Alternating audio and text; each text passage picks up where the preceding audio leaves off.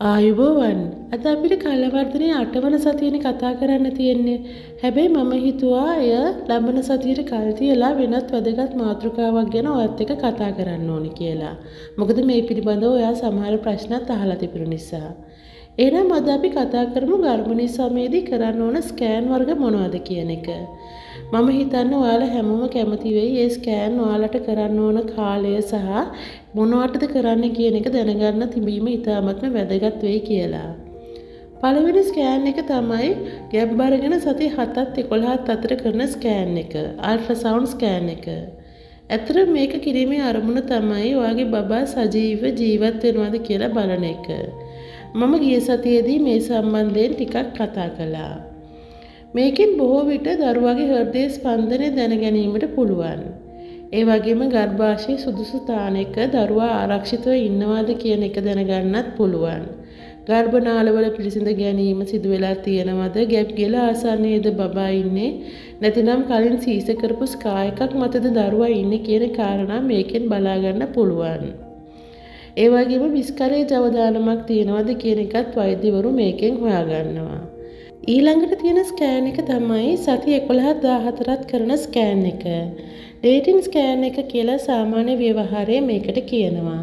වෛද්‍යවරු කියන්නේ මේකට early anomaly ස්කෑන් එක කියලා.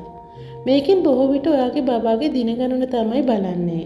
සාමාන්‍යයෙන් බබාගේ හිස මුදුනේ සිට පහළට තියෙන දිග වට ප්‍රමාණය වගේ දේවල් වගේම හෘද නාල, නාසස්තිය වර්ධනය, ගෙල පිටුපස තියෙන තරලයේ ප්‍රමාණය වගේ දේවල් මේකෙන් ගණනය කරනවා.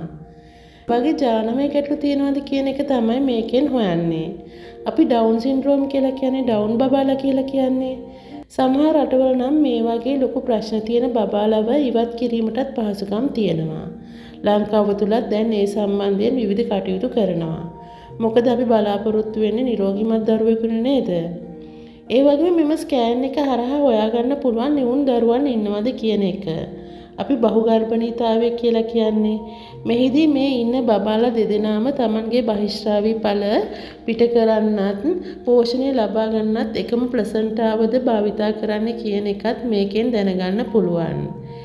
ප්ලසන්ටාව බෙදා ගැනීමේදී ඇතිවන සංකූලතාවය මේ තුලින් වෛද්‍යවරුන්ට හඳුන්වා ගන්න පුළුවන්. ඒක ඉතාමත්ම වැදගත්. ඊළඟ ස්කෑන් වලට යන්න. ඉතින් තුන්වෙනි ස්කෑන් එක තමයි ඇනෝමලි ස්කෑන් පරීක්ෂාව කියන්නේ. සාමාන්‍යයෙන් සති 18ත් 22ත් අතර තමයි මේක කරන්නේ. ඇත්තට මෙහිදී ඔයාගේ බබාගේ ශරීරය සම්පූර්ණයෙන්ම පරීක්ෂාවට ලක් කරනවා. ඔයාගේ බබා දුවෙක්ද පුතෙක්ද කියලා හඳුනා ගන්නත් මේ ස්කෑන් එකෙන් පුළුවන්. ඔයාගේ ආර්ථික මට්ටමට සුදුසු නම් පමණක් මේ වගේ ස්කෑන් වලට යන්න. ඊළඟට සති 30ත් 32ත් අතර කාලයේදී තවත් ස්කෑන් එකක් කරනවා. මේකෙන් කරන්නේ ඇත්තටම ඔයාගේ බබාගේ වර්ධනය සිදු වෙලා තියෙනවද කියන එක. මේකට කියන්නේ growth scan කියලා. මීට අමතරව තව විශේෂිත ස්කෑන් වර්ග තියෙනවා. ඔබ අහලා ඇති ඔය 3D 4D ස්කෑන් කියලා කියනවා. ඉතින් තාක්ෂණයේ දියුණුවත් එක්කම එන ස්කෑන් තමයි මේවා. මම මේක කියලා දුන්නේ ඔයාගේ දැනගැනීම පිණිස විතරයි. ඔයාගේ ආර්ථික තත්ත්වයට ගැලපෙන්නේ නැතිනම් මේවට යන්න එපා. මාතෘ සායන වලට අකණ්ඩව මිස් කරන්නේ නැතුව සහභාගී වෙන්න.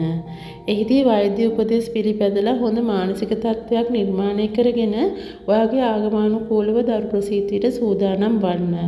ඔයාට නිරෝගීමත් වාසනාවන්ත දරුවෙකු ලැබේවි. එහෙනම් ඊළඟ සතියේදී අපි කල්යවර්ධනයේ 8 වන සතිය ගැන කතා කරමු. වීඩියෝව සබ්ස්ක්‍රයිබ් කරලා බෙල් සලකුණත් ඇතුළත් කරලා තියාගන්න. එතකොට මම වීඩියෝ එකක් දාපු ගමන් ඔයාට දැනගන්න ලැබේවි. ඒ වගේම channel තියෙන අනෙකුත් වීඩියෝත් නරඹන්න. ඔයාට හොඳ මානසික තත්ත්වයක් සහ හොඳ මානසික සැහැල්ලුවක් දැනේවි. ඒක ඔයාගේ දරුවාටත් හොඳයි.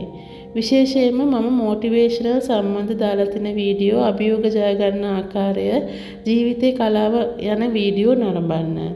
ඒකෙන් ඔයාට ජීවිතයට යමක් එකතු කරගන්න හැකි නම් එකතු කරගන්න උත්සාහ කරන්න. මම හිතන්නේ ඒක ඔයාට ගොඩාක් වැදගත් වේවි. එහෙනම් අදට මේ ඇතිනේ. මම ගිහින් එන්නම්. පරිස්සමෙන් සතුටෙන් ඉන්න. ඔයාට සුබ සතියක්. මම වරංගනා.